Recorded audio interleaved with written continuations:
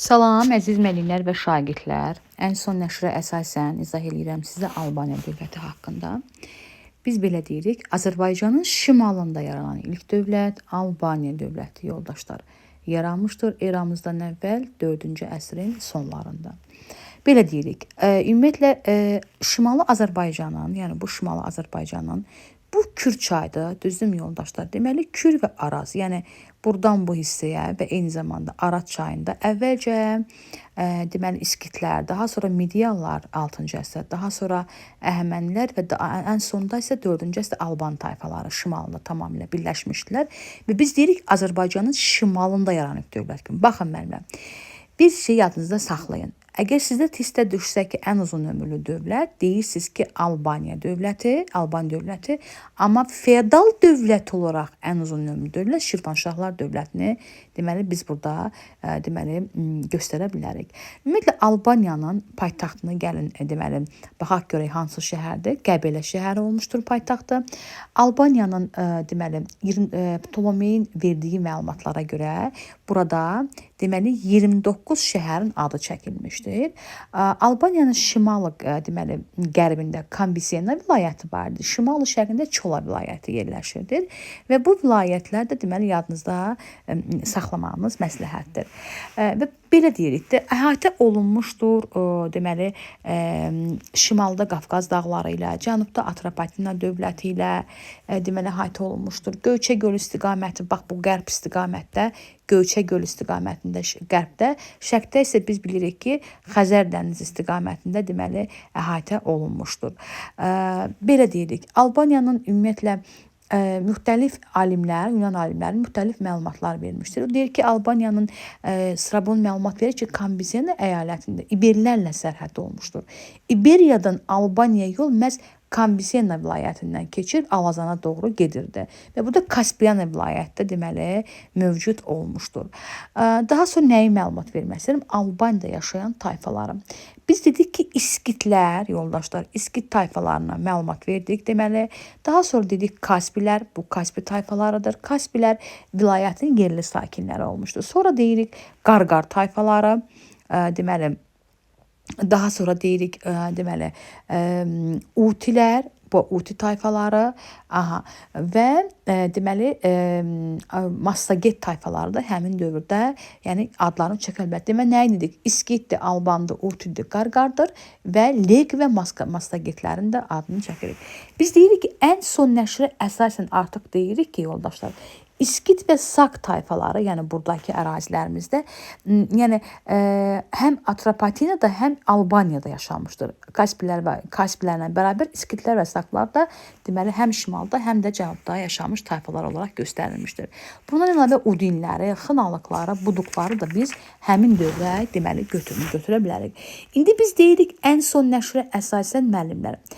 Yəni biz bilirik ki, 7-ci əsrdə, eramızdan əvvəl 7-ci əsrdə Azərbaycanın şimal ərazisi İskit şahının hakimiyyəti altında olmuşdur və belə deyirik. Deyirik, İskit şahlığı Cənubi Qafqazda yaranmış ən qədim dövlətlərdən biridir və İskitlər özlərini Skolati adlandırırdılar. Yadınızda qalsın. Sak elatı mənasını vermişdir və belə deyirik ki, ümumiyyətlə Albaniya, bu gördüyümüz Albaniya dövləti İşquz dövlətinin varisi hesab olunur. Hətta Albaniya hökmdarlarından Arranın adı belə Musa Kalkın əsərlərində deməli məlumat verilmişdir. Dövlətin başında hökmdar dururdu. Daha sonra deməli digər vəzifələrdə biz artıq deyirik ki, belə deyirik, vilayət hakimləri, sonra kəndli sənətkarlar və qədim Albaniyanın ümumi 3 təbəqəsindən ibarət olduğunu görmüşük. İqtisadi inkişafından gəlin məlumat verim sizə müəllimlər. Burada yeniliklər nədən ibarətdir? Burada deyir Gövur arx var idi yoldaşlar. Gövur arx vasitəsilə Arazdan Qarqara qədər böyük bir çay mil düzünü suvarırdı. Əkinçilik, maldarlıq, atçılıq, dəvəçilik, xüsusi cins atlar. Burada nəyi bilməlisiniz yoldaşlar? Burada sizin ən son yeniliyə əsasən bilməli olduğunuz deməli məqam nədən ibarətdir? Baxın, 1-ci və 3-cü əsrlərə aid bu ən son yenilikdir yoldaşlar. Bunu yadınızda saxlayın. Burada deməli Nərgizavə Nərgizabə, Ağsuda Nərgizabədə tuncdan at fiqurlarının düzəldilməsini biz görə bilərik. Və daha sonra deyirik ki, deməli, minə naxışlı sancaqlara, Qalatəpə, Ağcabədi rayonunda tapılmış Qalatəpənin də biz deməli adını deyə bilərik. Bundan əlavə biz deyirik ki, möhürlərdən istifadəni deməli biz göstərə bilərik və möhürlər də tunç əşyadan hazırlanmışdır və bəzək əşyaları olaraq biz bundan istifadə edə bilərik. Eyni zamanda biz deyirik ki, deməli duluzçuluqda kirəmitdən istifadə edilmişdir və müxtəlif deməli əmək əşyaları da burada hazırlayırdılar. Burada da siz deməli bu təsərrüfatla bağlı məlumatları görürsünüz. Bir də yadınızda nəyə saxlayın müəllimlər? Mingəçevir və Beyləqan ərazisində cəhrə iyi və xana tapılmışdır. Deməli, yeniliklər nədir? Ağcabədi rayonunun Qala təpəsində tunç sancaq, Ağsunun Nərgizavəsində tuncdan ağ fiqurları, Mingəçevir və Beyləqanda isə cəhrə iylərinin əsasən deməli bunu deməli biz göstərə bilərik. Möhrü mütləq unutmursunuz. Möhürdən istifadə edilmişdir. Barmaqdan, yəni barmağa taxmaq üçün idi və deməli Borçalı və Göyçay yaylaqları heyvandarlıq üçün əsasən deməli ön plandaydı. Bunu da deməli deməkdə fayda var. Eyni zamanda Kaspi dənizinin şişburun adlanan balıqları tuturdular və bu da bizim ən son nəşrə əsasən deməli yəni bildiklərimizdir. Bundan başqa deyirik ki, Albaniyada 4-cü və 3-cü əsrlərdən etibarən artıq pullar var idi və Makedoniyalı İskəndərin də adına pullar kəsilmişdir. Bu təxminən eramızdan əvvəl 4-cü və 3-cü əsrlərə aiddir və 3-cü əsrdə kənardan gətirilən pullar, yəni geniş istifadə olunduğuna ödəmədiyi üçün artıq İskəndərin adına oxşayar bənzər pullar kəsilməyə başlamışdır və belədir. Ona görə deyirik ki, eramızdan əvvəl 3-cü əsrin birinci yarısında öz pullarını deməli kəsmişdilər. Bunu yadınızda saxlayırsınız. Deyirik ki, yadellərə qarşı müharibədə yadınızda bir şey saxlayın müəllimlər. Pompeyin yürüşləri olubdur. Deməli 66-cı ildə, deməli 66-cı ildə və təbii ki, eradan əvvəl sözünü unutmuruq. Bir də 65-ci illərdə bu Kür və Qanıq döyüşləridir. Kür döyüşündə yadınızda qalsın.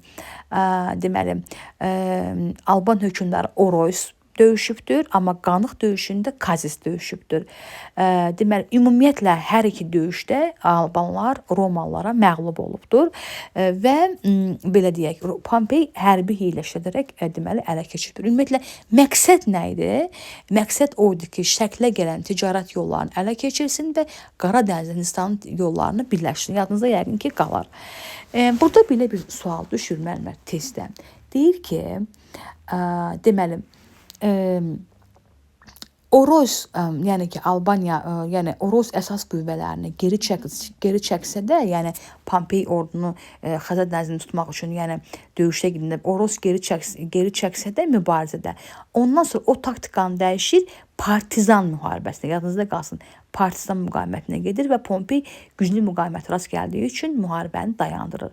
Yenidən 36-cı ildə eradan əvvəl sözünü unutmayıb, Kanedi hücumu, deməli yadda nə saxlayırıq? Eyni ildə iki yürüş olmuşdur.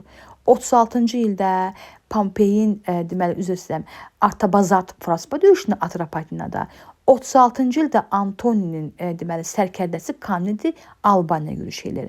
Albaniya yürüşü zamanı Zober ona tabe olur, amma Antoninin Fraspa döyüşündə məğlub olmasını biz deyə bilərik. 1-ci əsrdə artıq gördülər ki, Parfiya Atropatina anbarına son qoydu. Ondan sonra Albaniya istiqamətini dəyişdi və Roma ilə yaxınlaşmağa getdi.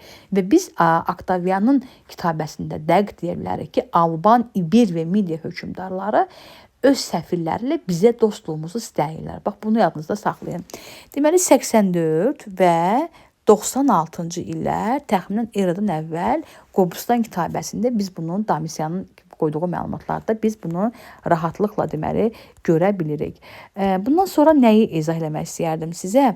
Deməli, yəni hətta 2-ci əsrdə artıq biz bilirik ki, eramızın Adrian ilə dostluq əlaqələrini 3-cü əsrdə davam etdiklərini deyə bilərik və hətta Flavnin verdiyi məlumatlara görə biz deyirik ki, deməli, Roma imperatoru Tiber Parfiya hökmdarı Artabanla müharibəyə başlamaq üçün İber hökmdarlarına deməli burada demək yardım əlini uzatmışdır. Daha sonra biz Alanların görüşlərini deyirik. Deyirik 1-ci, 2-ci və 3-cü əsrlərdə Qafqazda və Don çayında Alanlar yürüş eləyiblər və ən böyük yürüşlərindən biri 72-74-cü illərdədir və həmin dövrdə də Parfiya canişinin deməli məğlubiyyətə Atropatenanın idarə edən Parfiya canişini məğlubiyyətə uğratmışdır. Bunu Mingəçevir və Qəbələ tapıntılar əsasında deyə bilərik.